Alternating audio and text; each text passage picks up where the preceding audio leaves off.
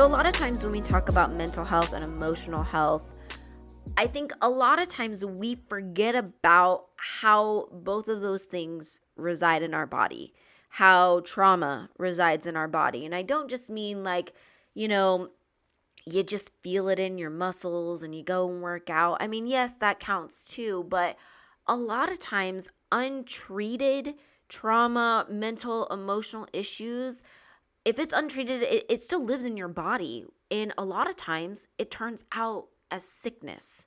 It turns into diseases. It turns into high blood pressure, high cholesterol, all of those things. So I know it's not a new subject, but it's definitely a subject worth talking about and at least talking about more.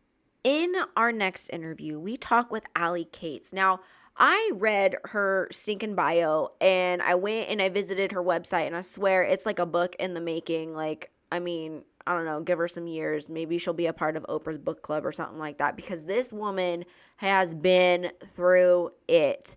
And she actually offline gave me some helpful tips when it comes to my own health and how my own emotional stuff and trauma might be living in my body and how I might have been misdiagnosed and blah, blah, blah.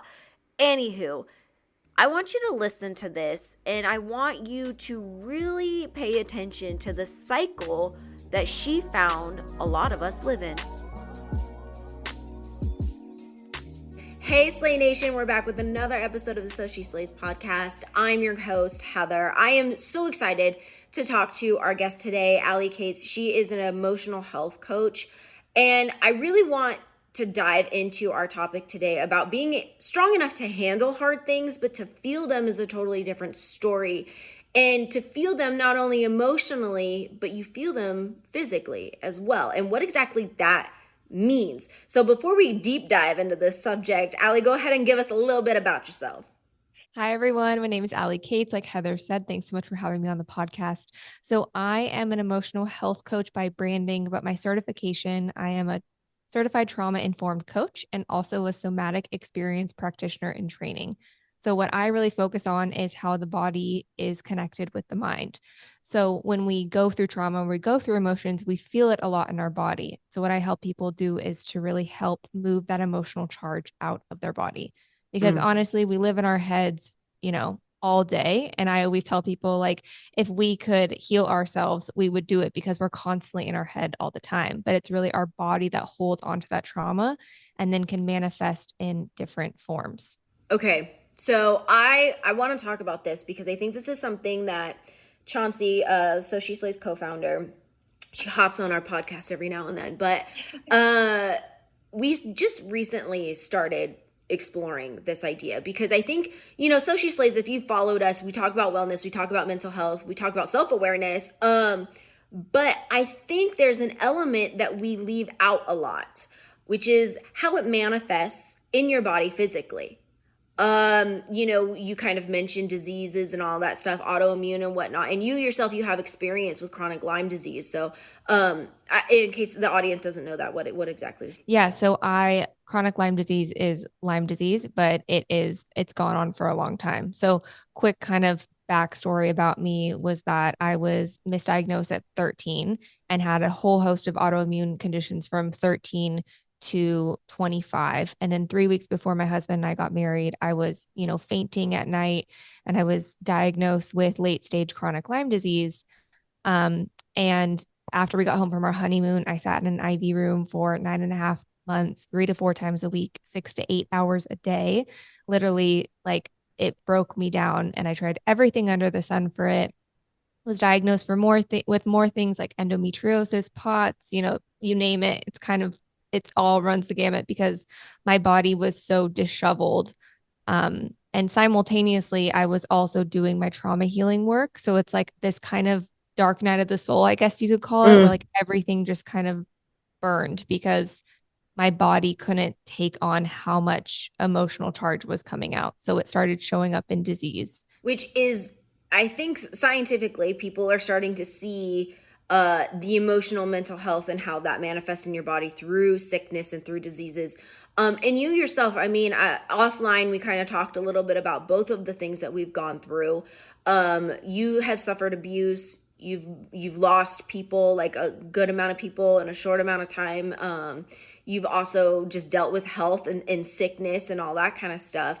I myself, I think we both kind of have a little bit of the same story, in the fact where it wasn't until I lost three people within a year and a half, and you lost three people within a year, where it was one of those things where I'm like, I think I need help. Like, Yeah. I don't know how to process these feelings that I'm going through.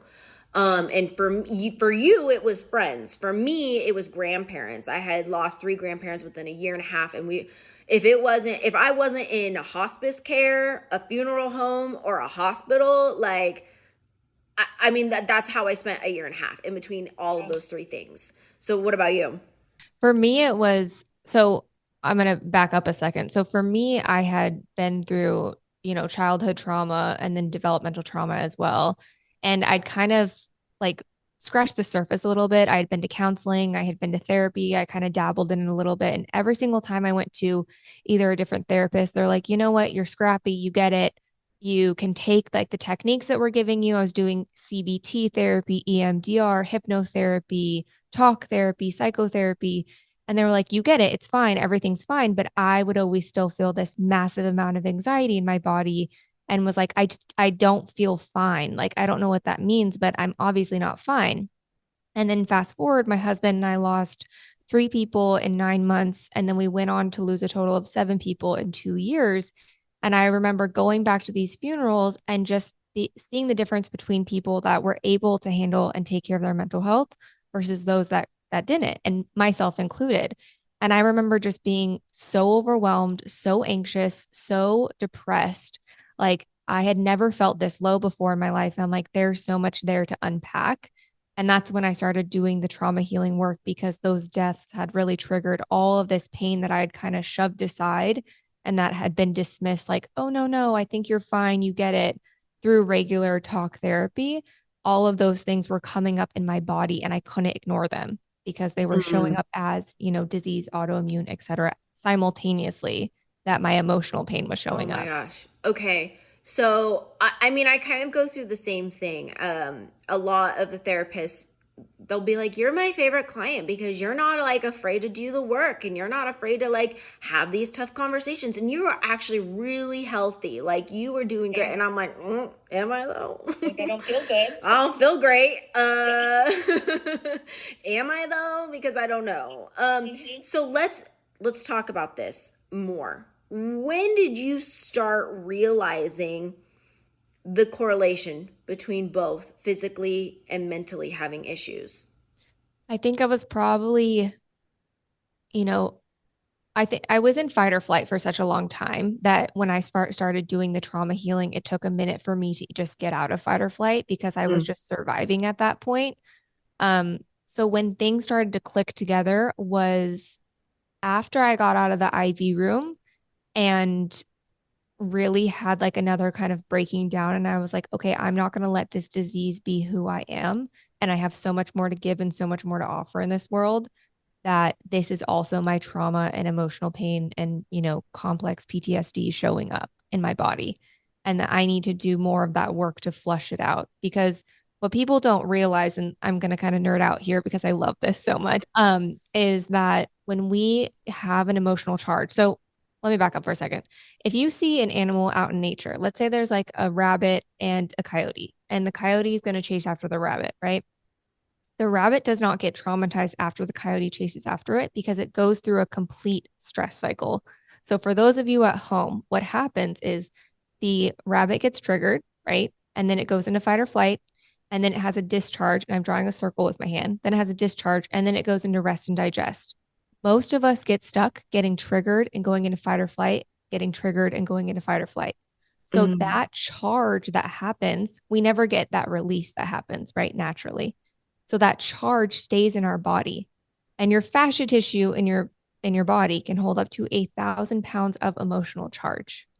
So think about it. If you're constantly in fight or flight, you're not going to be able to recognize like what's going on, or you're not going to be able to make good decisions, or you're not going to be able to feel into your body. Like there was a whole chunk of my life that I was so disassociated from my own body because one, it was in pain, and two, my own emotional charge was so intense in my body that I didn't feel good in it.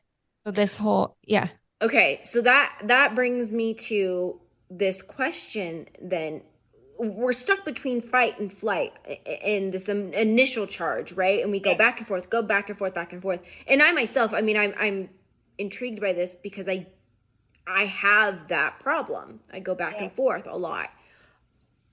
How do we go to the other step? Like, what needs, I'm like, how do we make this circle? Because I don't think people know how to do, I don't know how to do that. So that's where like different techniques like somatic experiencing, myofascial release, even just allowing yourself to feel the emotion. So when most of us, feel that charge, like let's say you're going to you have anxiety. I don't know. Tell me about a time when you have anxiety recently. Oh my gosh. So She Slays just launched a new business. And so part of me is like, oh, we're super excited. But like at the same time too, it's fight or flight, like money, clients. And it's like all of that anxiety just builds up back and forth, back and forth, back and forth. And then it's like, then I'm stressed the hell out. Where do you feel it right now in your body? I manifest it physically. And that's why when like I feel it in my muscles. And so that's also why I have to work out, because that is how, at least thus far in my life, I have been able to release the anxiety and the stress. Yep. Yeah. So, I mean, there's so many different practices, right? And it would have to be like kind of a one-on-one consultation to know. But I mean, great thing is like working out, meditating can help people at certain times. It can also make them even more anxious, meditation, because your nervous system needs to be in a place of like ease and discharge. Something that I always tell people if they're like just starting this work is just scanning the room. So this is what happens when you're in fight or flight. You put on these kind of blinders. I don't know if you're releasing the video part of this, but you put on these blinders so you can't see. Okay. So even just really slowly turning your head to the right and looking at things that are around you. Like, okay, I can see the door. I can see my cup on the table. I can see the wall, like those things, and then turning your head all the way to the left help you to just let your body know, okay, I'm not getting chased by a tiger. I'm okay. Because it's primal. When we're in fight or flight, this was made for a reason, right? Back in the day. This is how we would escape things as you go into fight or flight. And so having certain techniques in your back pocket to know, okay, I'm not in fight or flight right now, right? Like you just launched this business. No one's chasing you. It's just your body is like, oh my gosh, I'm panicked. And then when you get triggered and then your body stays in that heightened alert state, then that's when we get sick, or that's when things flare up because our body's like, oh my goodness, I can't keep this up anymore. We're not meant to be in fight or flight for longer than however long we're out chasing the issue or So I know you do a lot of one-on-one work, but what is it then that like you end up asking yourself or thinking about that gets you from the fight or flight to the actual, what's the other stage? The discharge. One, I would say, like for anyone out there that's listening and is like, how do I do this work? It's like just getting clear on what is the emotion that's coming up. So is it anger? Is it sadness? Is it, resentment? Like what's getting clear on that emotion? Because that emotion is going to then help you get to the space of release, right? I think specifically, a lot of my clients come in and they have a lot of repressed anger and they'll be like, no, I'm not angry at all. I'm fine. I'm like, you know what fine means? Fine means freaked out, insecure, neurotic, or emotional. Oh, I love that. Oh, I love that. Fine does not mean fine. So I know, right? I always like when I say that, my intern's like, you're not fine. Don't say that to me. But I always tell people it's like, just get clear on what the emotion is first. Where are you? And then asking yourself, like, okay, where am I feeling it in my body?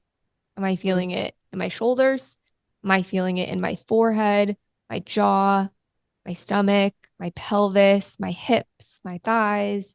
Like where my toes, like I have people that are like, I'm feeling it in my hands because I'm just like clenching my hands all the time. A lot of people get it in their jaw when they clench or grind at night. Like you got some TMJ issues. I bet some stress is involved. It is. And that is a lot of like holding down, like just going into freeze mode when you think about it. Because when you're frozen, everything clenches down. I almost feel like it's because I have that issue too. It's white knuckling through the stress. Yep. But that's probably linked back to a time in your life when you actually had to push through it to survive. So now every time this thing in the past gets triggered in the present, you're like reenacting it out to make it complete that circle that I was talking about earlier. Okay. Okay. I mean, that's probably 100% fact when it comes to that. Like, I think too, and just to clarify for the listeners too, it's not a specific instance or memory. It's a feeling, right? A fight or flight feeling that ends up happening to where all that stuff starts kind of getting re-triggered. So we get into this. Sorry, one more time. What is that? What's that third stage? Oh, the release. The release. There's a fourth. Rest and digest, which is where you like can actually like take a big breath. Like when you feel like have you ever had it after you work out and you're like, oh my gosh, I feel clear to my body? Like that's what we're talking about when we're talking about rest and digest. But people think that they're going into rest and digest because maybe they're like taking a nap, and that's just your body shutting down actually. So you need to complete the whole cycle. Oh my gosh. Okay. So we talked about noticing where you feel it physically in your body. How do you then get back to your rest and release part? Rest and digest part, because I feel like, once it's one thing to know where it is, right? And it's one thing to identify it, but then what? Yeah. So then you identify it. And then, there's different ways, right? This could be like a somatic experience session. But then you ask yourself, like, what is it like? Is there a color? Is there a shape? Does it feel a certain way? Have I felt this emotion or this feeling at a different time? Like some people will be like, oh, I have this right hip pain and it comes on every single time I think about my grandma dying, right? Like people can get really specific on where they feel the pain. And so then getting clear with that, like, okay, then what is that emotion? Well, it's probably anger. Like, and I'm just going off of something I said, right? Okay, so it's anger. Okay, so what does that anger want to do? It wants to scream. It wants to cry. It wants to punch a pillow. It wants to like get this aggression out. Okay, then let's go do that.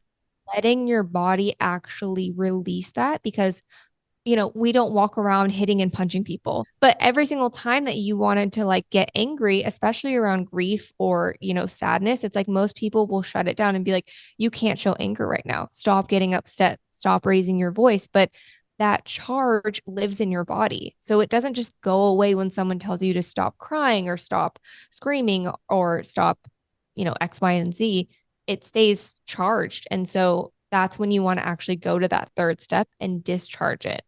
So by, doing like what I said, screaming, punching, crying, whatever the thing is that it needs, and there's many more techniques that you can do, shaking, right? All these different things that can help you actually discharge that pain. And you know what? So this is super interesting. I got two things that came up when you were talking about that. When I used to, I've always been able to release physically. So like the punching and like all that kind of stuff, like I would feel so like angry when I was younger or out of control, or like I didn't have a say in something, right? That I would physically go to a punching bag. My parents had a workout room or whatever, and there was a punching bag in there. And I would just release, like I would go ham on this punching bag into the point where my knuckles would get bloody, right? And I always thought, because we're also seen in media too, right? They're like, oh, that's unhealthy, right? Like punching to where your knuckles are bleeding, all that kind of stuff. And I almost, after hearing that, what you just said, challenged that. Yeah. Because I think that was my way of coping, of getting all of that out of me. Now, where things probably weren't so healthy is the fact that I kept returning to that situation. So that's a different story altogether, right? I would get to what was our first point here? Like your trigger.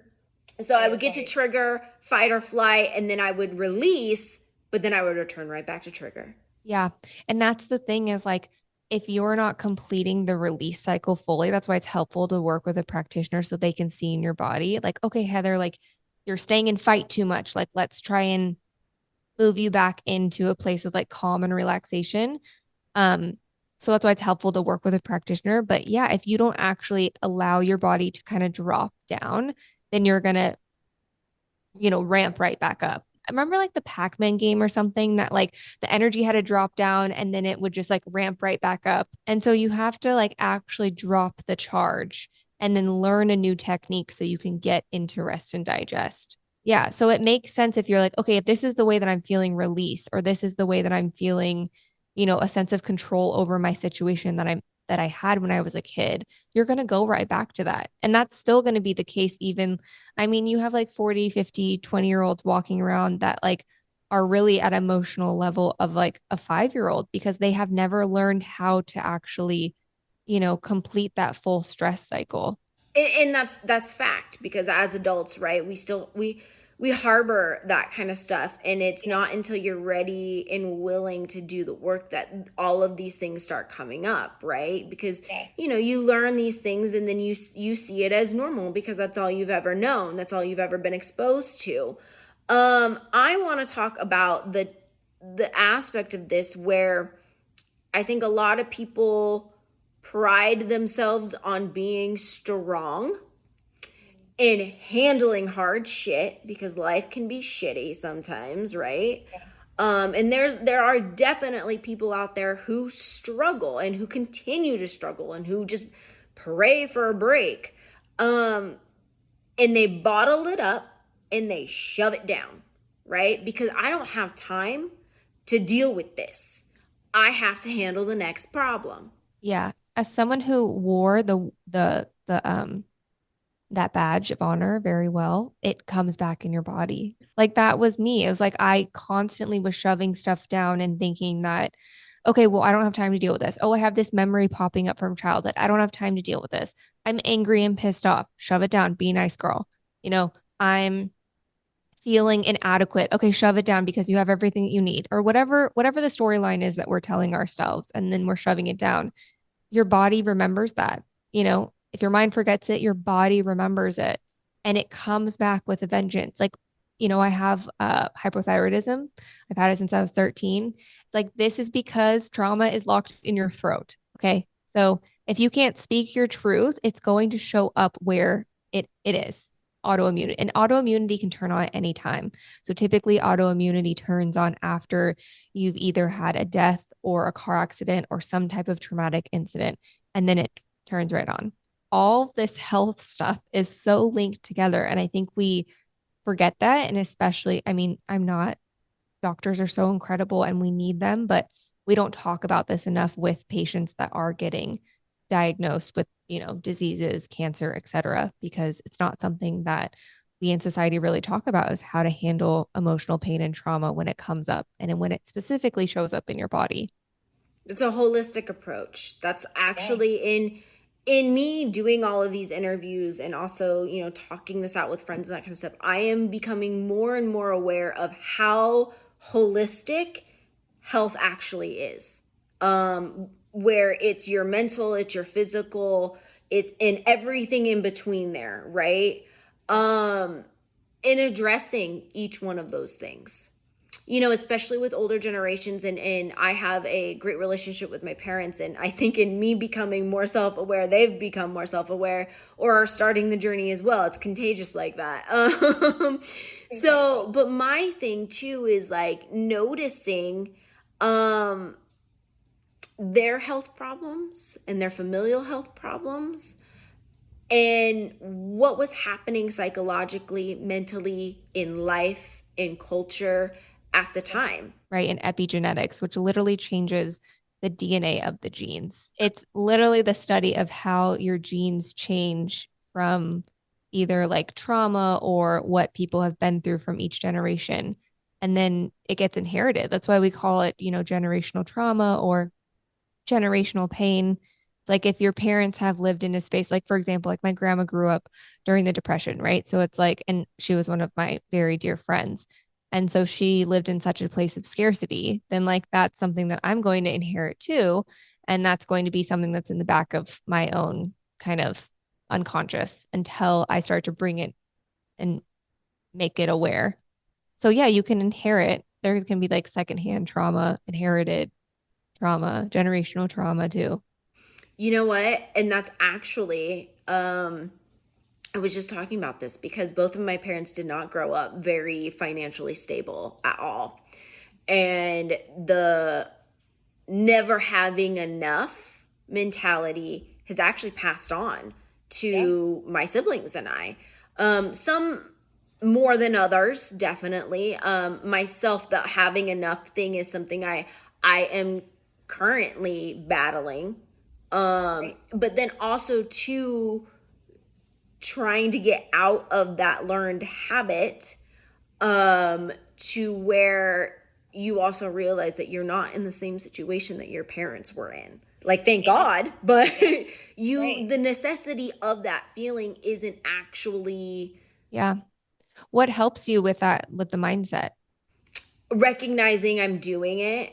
And then I have a self-talk dialogue of like, okay, realistically, like, take a step back. Are we really having to feel this? Or is this the fear that's coming up that's then triggering all of this? Totally. Yeah. I've had clients that have the same thing, and myself included. It's like you don't even recognize that this isn't your fear. And I always ask myself, like, what is mine? And then helping my body not be in fight or flight, not to take the thing on and make it my own. Because I feel like, we're all sensitive, whether or not you believe that you are. Like, there's stuff that gets under your skin, and allowing your body to feel safe and be like, okay, this is not my pain. This is not my emotion.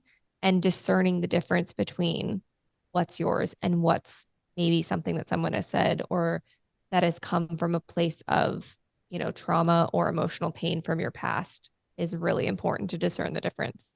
I always like to leave our audience with some action items. We talked about a lot in these, 20 some odd minutes. What are some questions that you would recommend people start asking themselves if maybe they related to any aspect of what we've talked about? Ask yourself, where do you feel, let's say you're anxious or you are angry or you're depressed, asking yourself, like, where do I feel this in my body? Can I even feel anything in my body?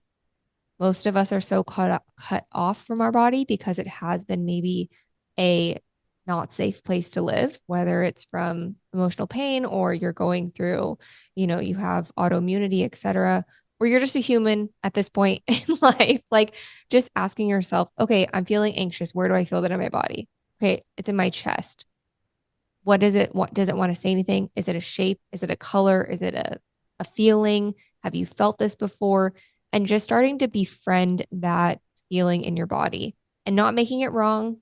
But for me, it's like things are or what I focus on is the emotional charge in the body. So if any of this resonated, it's like just getting acquainted with where it sits in your body would be the first thing.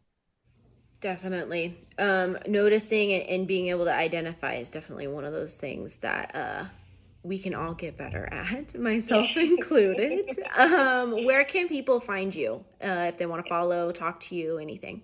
Yeah. So everything is alikates.co. So that's ALI and then KATES.co. That's my website, Instagram, TikTok. You can also email me at hello@alikates.co. Awesome. Thank you so much, Ali, for joining us. I think we definitely touched on a lot of important aspects, and I'm excited to kind of dive deeper into the physical aspects of mental health. Until next time, Slay Nation, thanks for joining.